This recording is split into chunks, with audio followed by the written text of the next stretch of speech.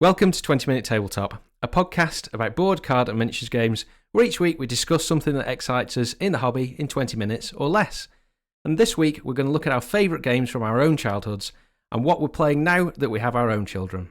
I mean, technically I should add that we don't have our own children, Kev, as much as we're close. I'm sure if we did, we'd have a lovely family board games most evenings. It would be quite a sweet scene that you've described there. Yeah, I think it would be lovely. But yes, we're going to talk about some of our early gaming. And obviously you heard a little bit about my childhood experiences of Space Crusade last week.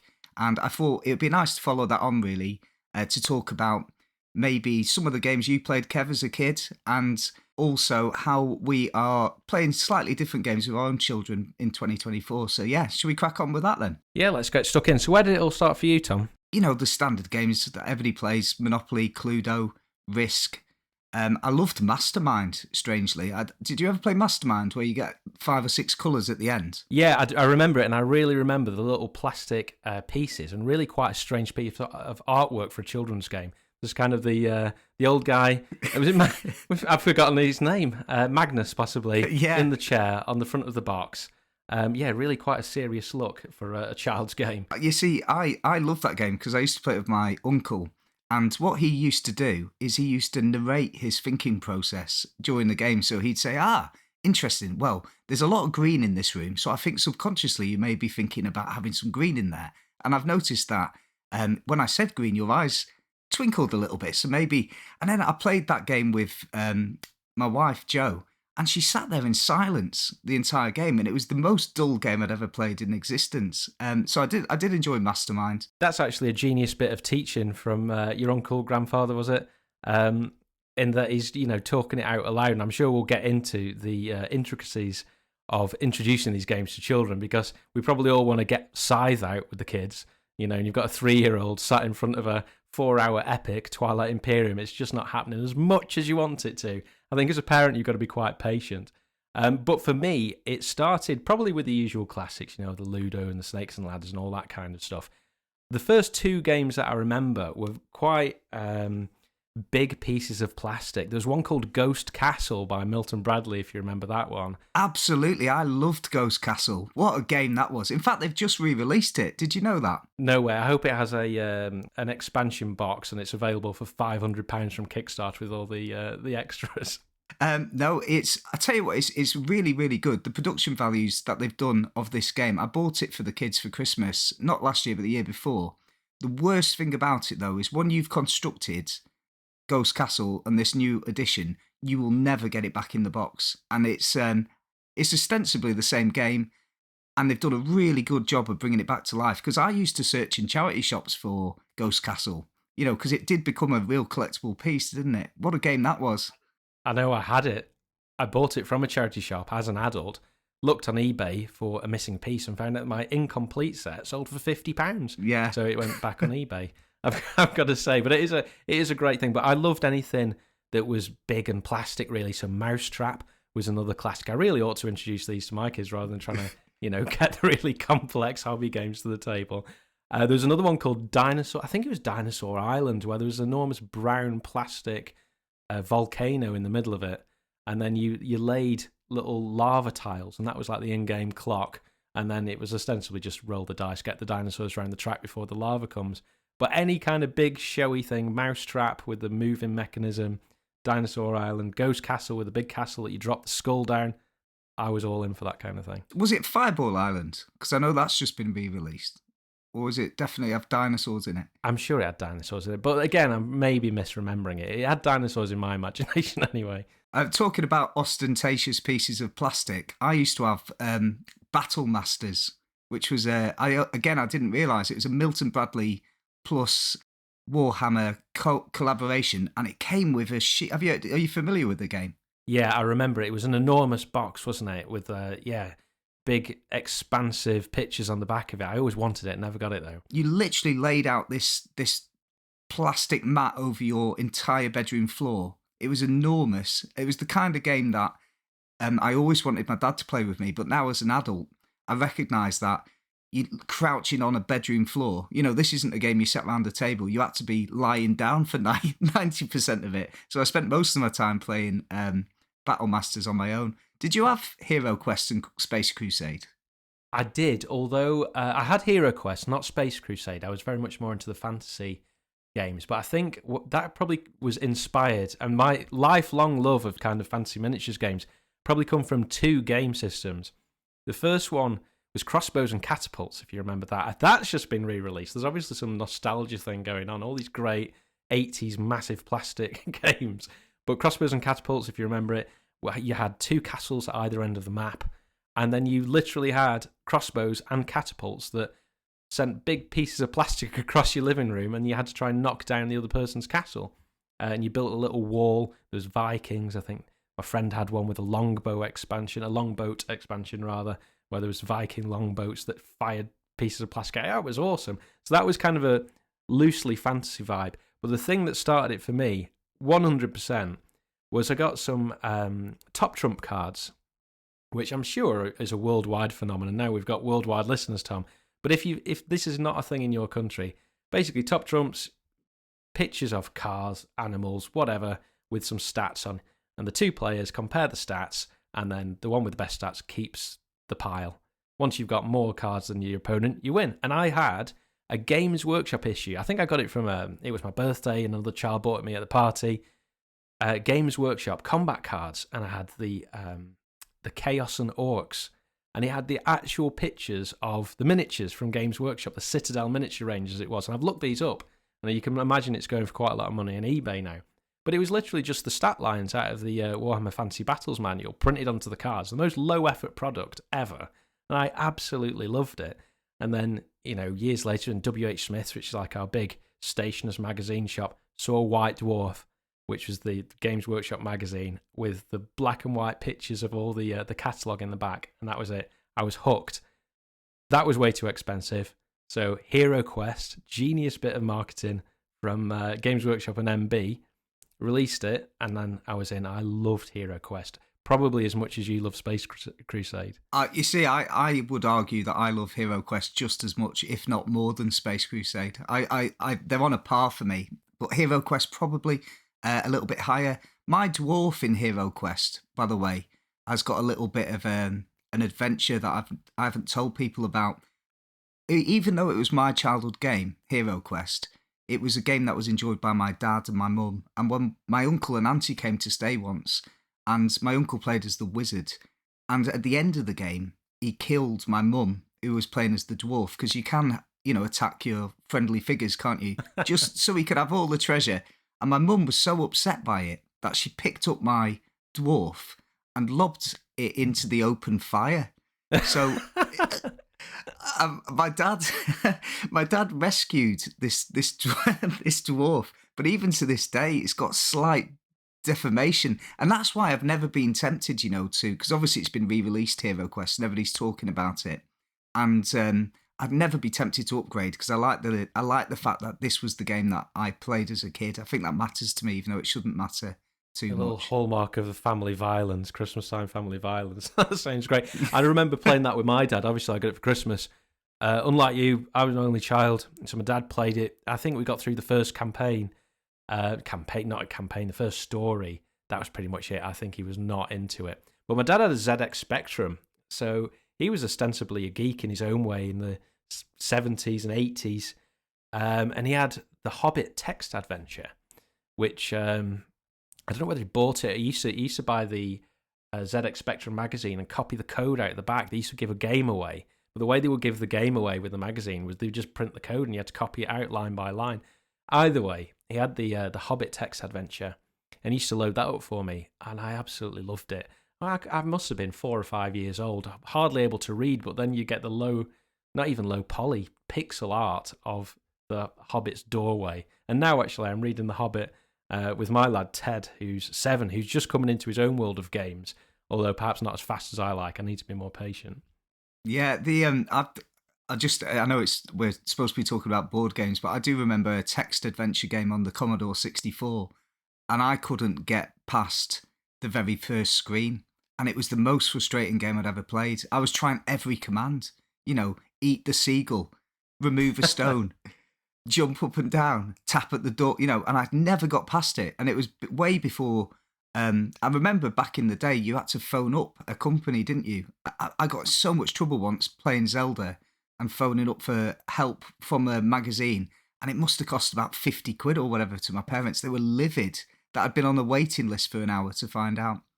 But anyway, yeah, other childhood games for me. I played the really nasty horse racing game, which is still in print and still you'll see in WH Smith's. It's a horse racing game with gambling and betting, and a very very low board game geek rating. Although as a child, it did all the things I needed it to do. And probably the best game I accidentally played as a child was the 1979 Spiel des Jahres winner, Hare and Tortoise, which is a racing game, but without dice. You spend carrots to move, and there is chance in it, but you will decide if you want to take a chance. So you can play the entire game without chance, and it's all about moving backwards to gain carrots or moving forwards. And it was brilliant. I still think it would stand up as a game, and that hopefully the Spiel des Jahres title. I mean, I know that it was sort of 40, 50 years old now, but it was really good. I presumably you've not heard of that one. No, I have heard of the really nasty horse racing game, because that results in family arguments big time, doesn't it? It's known for it. But that one sounds excellent. I've got to say, in preparing for this podcast, I was, prepared to go in with the lines of, oh, weren't old games rubbish? The things we played, and look at the amazing range. But actually, there were some absolute bangers back in the day. And I think, yeah, there really was. The memories they create, like you were saying in your Space Crusade podcast, are much more important than the actual, mechanics of what's going on. Yeah. In that. So, I mean, what are you playing with your kids at the moment? Because yours are a little bit older than mine. So I've got Max, who's 5, and Ted, who's 7. So obviously quite a bit younger than your guys. So you're able to play some real games in inverted commas now, aren't you? Yeah, and you were kind of teasing it before a little bit, in the sense that I'm a bit like you. I've never gone down the realm of My Little Carcassonne or My Little Everdell or My Little Catan, because there's a new market now, isn't there, for games designed to replicate, the proper board game, but for children. And I've never done that with mine, and I probably should. And I only learned that I probably should with the game Queen Domino, which is part of the King Domino universe. And Queen Domino is up in complexity on King Domino. Neither game is particularly complex, but it's more complex. But I just happened to see Dragomino, which is the child version of King Domino. And I bought it for my son, who's 6, who will regularly play Century Spice Road, regularly play Azul. Splendor is his favourite game. He asked for Splendor Duel for his birthday. But I gave him Dragomino, and for the first time in my life, I felt almost guilty, because it was such a simple game, and he was in such a happy little space, and I was thinking, oh God, the poor soul that I've kind of been asking to read cards, and he kind of makes his own game within it. I mean, he's very good at Century Spice Road and Azul, but I did feel that I maybe had misjudged the kind of level of games. But it's difficult as well when you've got kids of a different age. To try and find something in the middle. I mean, it's the same thing with Lego to an extent. I like the idea of building some complicated Lego Technic thing with my lad, who was maybe 5 at the time. And with an enormous amount of help, you can do it. But the age rating is so that the child can enjoy it on their own. That's how I think. I think it's probably the same with board games. In fact, I've got a video, really sort of lovely video from when Ted was 3. And I just got Too Many Bones Undertone. I was learning to play it solo, and obviously wants to come see what his dad was doing. And the game was, we rolled the dice, and if the bones showed, we both shouted, "Too many bones," and he loved it. And that was the game. We just ignored the rules, played that, did that for hours. It was a fantastic time. But yeah, I think the temptation to go deep into the complicated thing is one that you've really got to resist, especially with the age range. Physical games are the favourites in our household at the moment. So things like Jungle Speed Safari, if you're familiar with that one. I certainly am. Yeah, I've got 4 copies of Jungle Speed, Kev, because every time I see Jungle Speed in a charity shop, which is quite frequently, or a car boot sale, I always buy a copy, because it tends to be just a couple of couple of pounds. And then when I do play Jungle Speed in a party style situation, people always go, "Oh, this is brilliant," and I go, "There's a box, have it. You can have that." No, it's fantastic. It's brilliantly suited to not only children but also drunk people. I found, because for those who haven't heard of the game, basically there's 5 different coloured mushrooms or pillars, little wooden blocks with pictures of different animal foods on. But the animal foods are not the colour you'd expect. So you'd expect the blue fish, red meat. But they've mixed up the colours, so it just screws your brain over enough that when from the top of the deck you take a picture of a giraffe, you go to grab the green leaf, but actually the green leaf, the green block, might be the blue fish or the red meat or whatever. So basically, everyone's playing at the same time and trying to grab the pieces of the game, and that kind of physical, not at all thinky, works with children of different ages, I think. And as you say, drunken humans, that will work as well. Yeah, it was interesting what you said about like going slightly too deep into a game with children, because I, for the first time in my life, have experienced the opposite, which is foolishly, and this was a mistake, I bought my eldest son a copy of the starter set for Dungeons and Dragons, and little did I know that would then result into him listening to over 50 hours of Critical Role podcast, at night time. It's a little bit adult, but he is anyway. I'm not going to justify some bad parenting decisions. I'll just broadcast them across the world, and that's fine. But yeah, and he also spends a lot of time on D&D Beyond, and he's desperate to play Dungeons and Dragons with me. And I've started calling it Dungeons and Admin, because I have to spend ages, working out what's going to happen. And the starter set's relatively light, but you are having to spend a long time kind of understanding the map, what happens unless you want a stop-start game.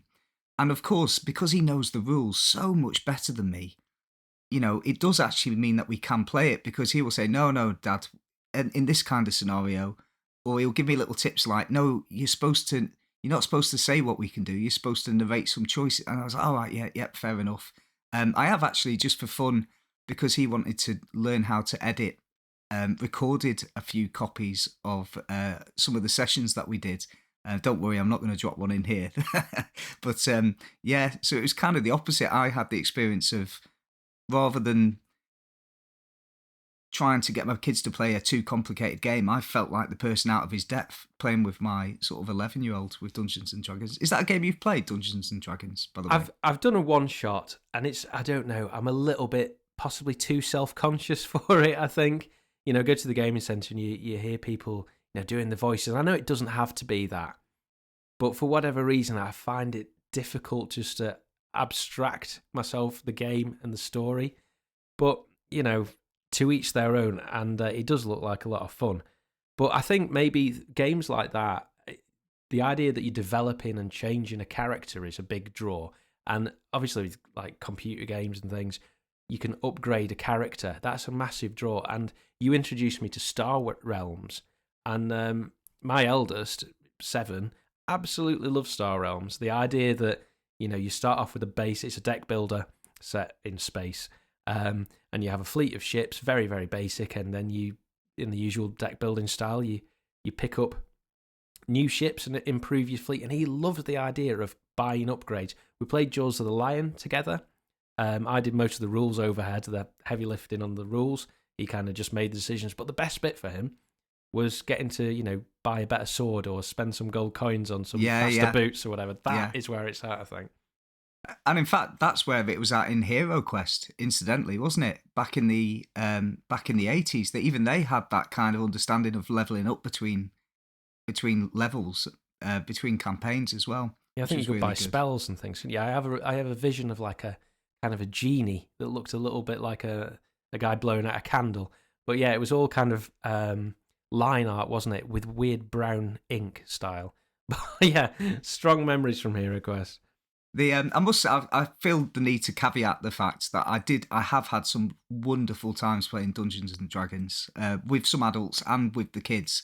It just isn't a game that I can just grab, whack on a table and do a session. And in a busy adult life, you know, to prep for an hour before you're playing for an hour is sometimes just doesn't feel that viable as an option. But when I have done it, it's been great. It's been really, really great. It's a real skill, isn't it? DMing, I think.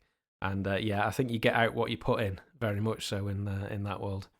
I do think that kids get really good, like other forms of literacy, if they've played enough games, like you're talking about Star Realms there, which my children enjoy as well.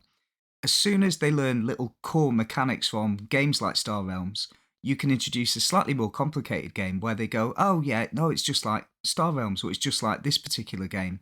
And their literacy levels kind of rise really, really quickly from being introduced to games early enough. Yeah, in fact, talking of literacy, I know you're talking in familiarity with the rules, but in terms of reading, obviously this stuff is brilliant for young children, and games that have been popular in our household with Ted more than me, to be honest with you, is the Pokemon trading card game. Played loads of that when he was just learning to read, and I think it leveled him up pretty quickly with his reading. But that's not something I hugely enjoyed. I play loads of trading card games and living card games. For whatever reason, I just couldn't click with Pokemon. I never really liked it as a kid. But it was fantastic to see him develop the love of that game. You think, one day I'm going to be sitting down, opening up some kind of massive 3-hour epilogue on a Saturday. It's going to be fantastic. Yeah, and obviously it's important, isn't it, to introduce our children to the endorphin rush of opening packs of cards early days so that they can be hooked in for the rest of their lives as well. Because I did the same with Magic the Gathering with my son, and it was really interesting. He'd walk past a shop and you could see him thinking, I want to buy it. And we only did it for a short period of time, before I thought this isn't actually that healthy in a way, because he would have that buzz. He would open the cards and he would scroll through them. But the whole thing was maybe 5 minutes of pleasure, like the sensors in his brain, and then the cards were going away. And of course, sometimes he'd draw one that was good or whatnot, but most of the time it was just forgotten after the moment of doing that. Not that I'm criticizing, that field of gaming. It's just my experience of it. Not a cheap habit. Well, as the Tolarian Community College says, one of the big Magic YouTube channels is buy singles. Cracking packs open's great for drafting, but it's not at all an economical way of getting good cards. But yeah, it's still great fun though. There's in fact a format of Magic, pretty niche I think, called Pack Wars, where you buy a couple and it's a super stripped down version. You just play with what's in the pack, so it's like one pack versus one pack, and it's just to kind of extend that 5 minutes of pleasure into maybe 8.5 minutes of pleasure. But you need every pound we need. And Tom, I know we are talking about opening packets of Magic the Gathering cards here, for goodness sake. I'll tell you what's also really good about gaming with kids is that there's some genres of games that didn't exist when we were little nippers. I can still see you're tickled by that. Cooperative games is something that we didn't have access to. And actually, some of my favourite games that I've played with the boys or watched them play, actually, separate to me, is games where they have been able to work together and towards a common goal. One of the games that they've really enjoyed, which I think is like a training ground for Pandemic, really, because it offers a lot of the same kind of mechanics, is called Ghost Fighting Treasure Hunters. One of the things they love about that is set in a haunted house. It's got great little components, little plastic ghosts and little haunting figures. The worst thing about it is a roll and move game. So if you are rolling sixes all the way through this game, you're more likely to do well. But the kids don't really notice that. And all they have to do is go around into these houses. And every round, there's more ghosts being added. So some of them are trying to bat down the ghosts. Some of them are trying to collect jewels. And these little minifigures that they move around have got backpacks. And when they get a jewel, they can put it in the backpack, take it out of the game. And obviously, when they succeed at the game, they succeed together, And it's really nice to have genres of games that they can play, which is encouraging cooperation and teamwork rather than learning how to lose gracefully, which I also think is a good skill. Yeah, that is a key skill, isn't it? And I've really noticed it come on as the boys have got older. They've got much better at it, thankfully. But yeah, the co-op thing, I absolutely, that really resonates with me. The Tiny Epic Zombies is a similar kind of feel to that.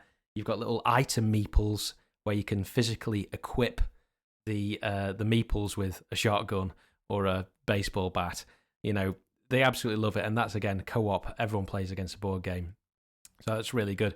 So we need to be starting wrapping up now. So if we were to pick some mechanics or themes or ideas that make the ideal child's board game, what kind of stuff would you be looking at? I think a physical aspect. So like you were saying, little gems that go in the backpack, little shotguns that go on the meeples. What other kind of stuff are you looking at, Tom? Well, I think the game that kind of embodies all of it for me, all of those things, is a game called Zombie Kids Evolution, which is one of the best games that my kids have ever played. It's cooperative.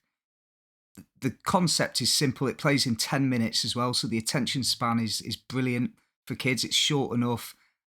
You've got to save a school from some cartoon-like zombies, but it's a legacy game. So every time you play a round of that game, you will get some stickers. Whether you win or lose, you will progress along this sticker chart. And when you get to certain numbers on these stickers, there are like 15 envelopes in this box, and they get to open these envelopes. And these envelopes will either make the zombies more aggressive and give the zombies new powers, which is terrifying for the kids, or the character that they've been playing with all the way through the game suddenly gets a new weapon to play with, which levels them up. And it is amazing. Not only that, as they open up these envelopes, they get little stickers that create a comic book as well. So there's a narrative that is added to incrementally through the game. It is, if you're looking to pick that game up, make sure you get the right version. I believe there was originally released in about 2013, 2011, and then they made a legacy game version of it in 2018. Recently, it was so successful, I think they've released one called Zombie Teens Evolution as well, and very, very similar game. I do own both. It just so happens that Zombie Teens was probably just as good as Zombie Kids, but the kids had their fill with that kind of space. They got about 3/4 of the way through, and it was brilliant. They loved it, but I suppose the original magic was when they first experienced that for the first time. So to answer your question directly, I think you need a quick playthrough. You need lots and lots of feedback and emotional success triggers. A bit like, when you play Mario as a kid and you jump on the flag at the end of the game, and then there's big explosions and whatnot, and then you're like, right, go again. That was amazing. Next level. I want to feel like that. So I do think kids need that kind of feedback as well. What do you think kind of encapsulates a great kids game?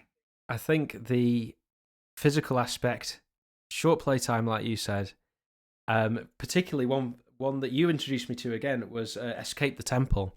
That was really good because it's a bit of a multimedia affair. You have to simultaneously roll dice to get out of the temple, and there's quite a spooky soundtrack that goes, well, spooky by a 5-year-old standards. In fact, too spooky. And if you go on YouTube, there's a yakety sax version. So you can play as Benny Hill, and it really, I think that lifts the board game to another level. So I think silliness as well is good because I love mathematic games. The boys have sat with me pulling your favourite pastime, pulling tokens out of the chaos bag, but to be honest, they're bored after 5 minutes because the theme doesn't grab them. So yeah, I think all these things roll together. I think maybe we should come up with something, Tom, and do a Kickstarter. Yeah, that would be a massive failure. So let's do that. That'd be great. So if we are rounding up, I probably should just finish by saying the usual spiel about sharing the podcast if you've enjoyed it. This was slightly longer form than we'd normally do. We're kind of breaking past the 30-minute mark here, but it was bound to happen eventually. It was just a matter of time. Likes on Spotify or reviews on Apple would be great. I think last time I had a look, we had 7 likes on Spotify. So if we could hit double figures, that would make my day and make Kev's day, who's smiling at me through the phone there. So yeah, thank you very much for listening. Hopefully you've enjoyed the podcast today. And we will be back next week. We release every single Tuesday, so we'll be back talking about something else next week. Thanks again. See you in the next one.